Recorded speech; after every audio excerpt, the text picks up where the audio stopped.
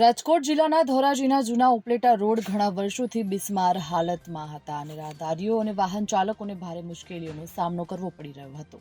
હાલ જૂના ઉપલેટા રોડ પર આરસીસી રોડની કામગીરી શરૂ કરવામાં આવતા લોકોએ હાશકારો અનુભવ્યો છે.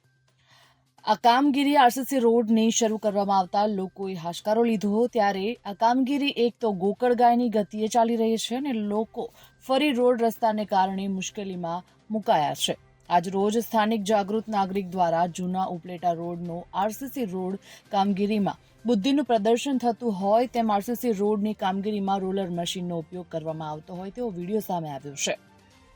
આરસીસી રોડ પર રોલર મશીન ફેરવાતા પહેલી વખત આ જોવા મળ્યું. ડામરનો રોડ બનાવાતો હોય તેમાં રોલર મશીનનો ઉપયોગ થતો હોય છે, ત્યારે અત્યારે આરસીસી રોડ બની રહ્યો છે, એમાં શા માટે રોલર મશીનનો ઉપયોગ કરવામાં આવ્યો છે તે એક પ્રશ્ન છે.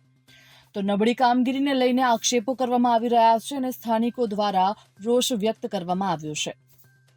Bureau report, Gujarat fight news.